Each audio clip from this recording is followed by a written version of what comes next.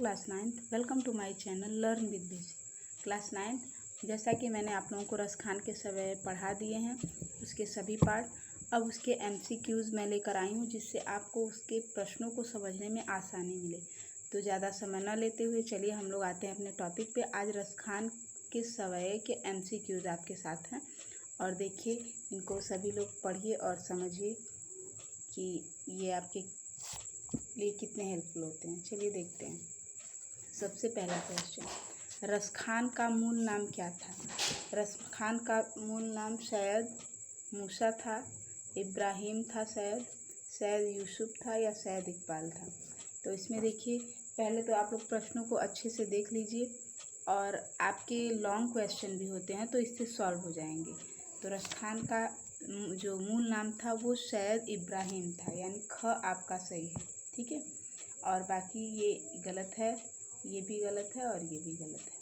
सैयद इब्राहिम ये रसखान का मूल नाम था, ठीक है। आगे देखते हैं, रसखान किसके भक्त थे?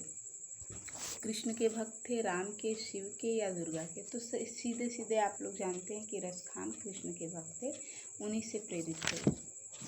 अगला क्वेश्चन देखिए, रसखान की रचनाओं में किस भाषा की प्रधानता मिलती है? मैथिली की, अवधी की, ब्रज की या मगही की? तो रसखान की जो रचनाएं हैं उसमें ब्रज भाषा का ज़्यादा प्रधानता है, ठीक है, ब्रज भाषा की ज़्यादा प्रधानता है।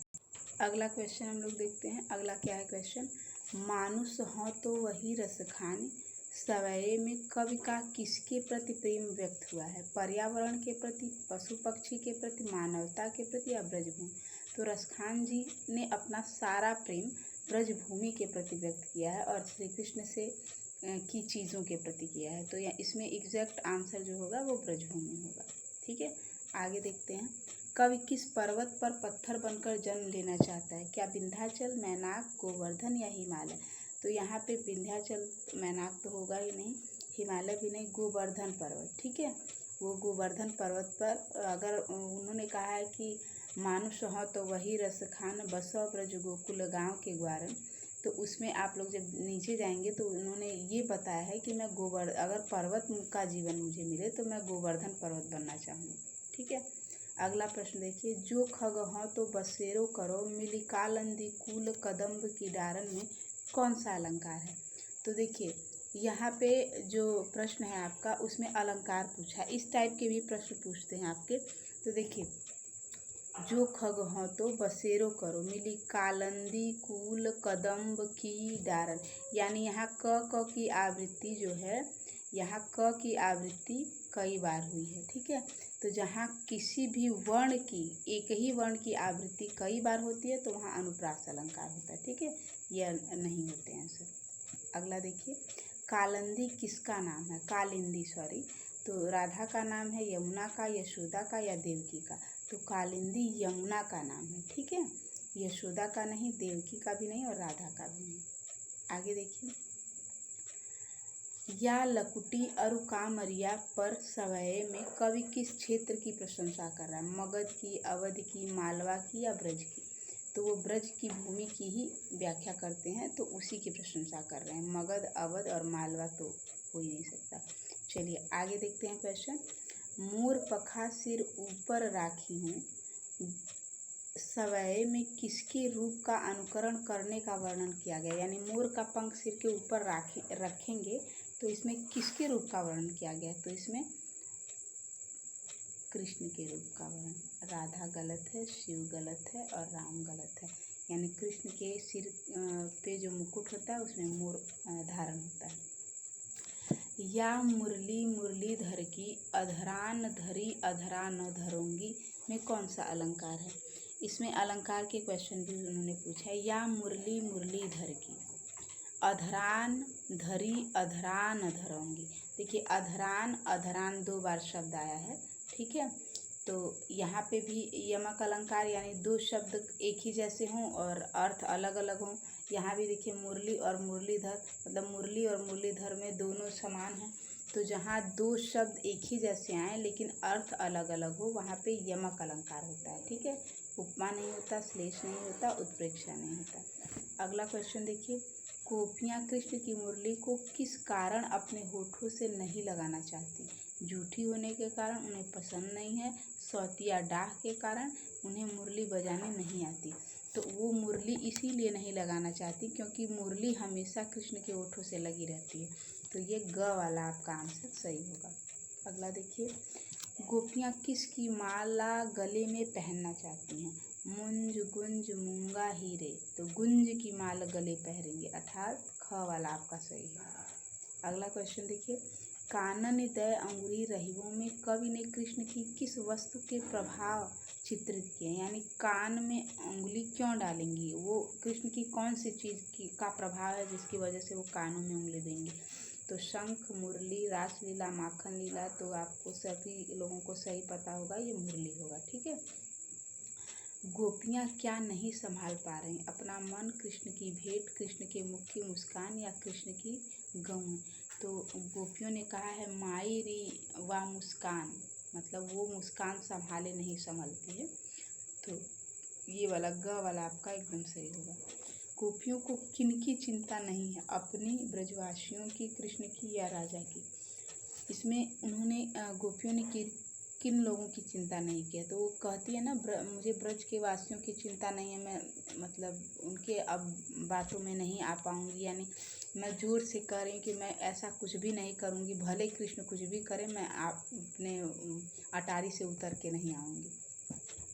अगला, या मुरली धर की अधरा न धरी, अधरा न धरूंगी। इस पंक्ति से गोपी के किस मनोभाव का पता चलता है? तो इसमें गोपी के किस मनोभाव का? मुरली के प्रति ईर्ष्या का भाव, मुरली के प्रति सौतिया डाह का भाव, मुरली के प्रति शत्रुता या उपर्युक्त सभी। तो मुरली के प्रति ईर्ष्या भी है, सौतिया डाह भी है और मुरली के प्रति शत्रुता भी है, अर्थात घ वाला ऑप्शन आपका सही होगा, यानी उपर्युक्त सभी कथन सत्य हैं। अगला देखिए, पक्षी बनने पर कवि कहाँ बसेरा बनाना चाहता है? कवि ने क्या कहा कि अगर मुझे पक्षी का जीवन मिले तो मैं कहाँ रहूँगा? यानी यमुना के किनारे कदम के पेड़ पर, गोवर्धन पर्वत पर नहीं, वो तो पर्वत के जीवन में, नदी के किनारे भी नहीं, पेड़ पर। ठीक है। अगला क्वेश्चन देखिए, सिद्धियाँ कितनी मानी गई हैं? 8, 9, 11, 16। 8 सिद्धि 9 निधियाँ, तो 8 सिद्धि मानी गई। ठीक है। 9, 11 और 16 नहीं होगा, 8 सही होगा आपका। अगला क्वेश्चन देखिए, ब्रज की कांटेदार झाड़ियों पर क्या न्यौछावर किया जा सकता है? घर बार, अच्छे कर्म, परिवार, सोने चांदी का महल। तो ब्रज की कांटेदार झाड़ियों पर सोने चांदी के महल न्यौछावर करने के लिए रसखान जी बताते हैं।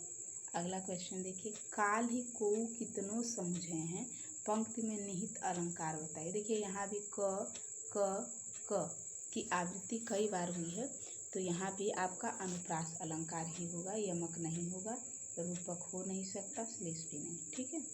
अगला देखिए, सखी के कहने पर गोपियाँ क्या क्या स्वांग करती हैं? वह श्री कृष्ण जैसे कपड़े पहनती हैं, वह सिर पर मोर पंख लगाती हैं, गले में, यहाँ गुंज होगा, गुंज। ठीक है। गुंज की माला पहनती हैं, उपयुक्त सभी कथन सत्य है। तो देखिए ये सारी चीज़ें, वो क वाला, ख और ग वाला, ये सभी चीज़ें कर रही हैं, तो अर्थात ये उपयुक्त कथन सही है, घ वाला आपका सही होगा। रसखान अपनी आँखों से क्या देखना चाहते हैं? अपनी प्रियतमा को, ब्रज के वन बाग तड़ागों को, अपने घर को, प्राकृतिक सौंदर्य को। तो रसखान अपने जो है आँखों से वन के बाग व तड़ागों को निहारना चाहते हैं, देखना चाहते हैं। ठीक है। और ये सब गलत है आपका। आगे देखिए, लकुटी और कामरिया पर क्या न्यौछावर किया जा सकता है? ये पहले भी क्वेश्चन आ चुका है लेकिन दूसरे तरीके से। अपना तन मन, अपनी संपूर्ण पूंजी, अपना गांव या तीनों लोगों का राज्य। तो यहाँ पे घ वाला सही होगा, बाकी आपका गलत होगा। रसखान ब्रज में ही क्यों बसना चाहते हैं? उन्हें ब्रज की सुंदरता लुभाती है, ब्रज उनकी पैतृक भूमि है, ब्रज कृष्ण की लीला भूमि है, ब्रज महत्वपूर्ण जगह है। तो ये जो 27 वाला क्वेश्चन है, इसका आंसर होगा कि ब्रज कृष्ण की लीला भूमि है, यानी वहाँ पे कृष्ण ने अपनी सभी लीलाओं को किया है, तो इसलिए रसखान ब्रज में ही बसना चाहते हैं। नेक्स्ट क्वेश्चन है, रसखान की कविता का मूल भाव क्या है? श्रृंगार है, ये श्रृंगार गलत लिखा हुआ है। समाज कल्याण है, भक्ति है या आडंबर का विरोध करना?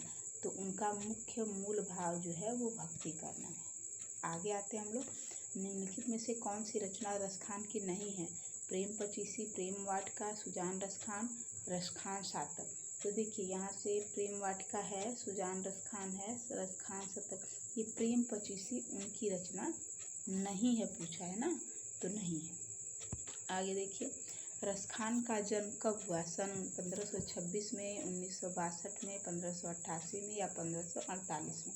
तो ये ख वाला आपका सही होगा, बाकी ये सब गलत है। आगे देखिए, पुरंदर किसे कहा गया है? कुबेर को कहा गया है, यमराज को, इंद्र को या वायु को? तो पुरंदर धारण मतलब इंद्र को कहा गया है। ठीक है। अगला क्वेश्चन देखिए, तड़ाग क्या होता है?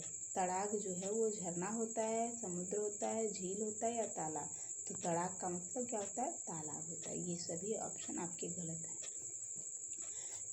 पूरा वीडियो देखने के लिए आप लोगों का बहुत बहुत धन्यवाद। और इसके सारे क्वेश्चन अगर आप लोग 2-3 या एक बार भी अच्छे से देख लेते हैं तो आप लोगों के जो लॉन्ग क्वेश्चन है वो एकदम आसानी से सॉल्व हो जाएंगे। और इसके वीडियो को देखने के लिए बहुत बहुत आप लोगों का धन्यवाद। और प्लीज़ वीडियो को लाइक, शेयर और सब्सक्राइब ज़रूर करिए। प्लीज़ आप लोग कमेंट करिए और बताइए, ताकि मैं आगे के वीडियो के लिए आप लोगों के हिसाब से ही वीडियो बनाऊँ। धन्यवाद।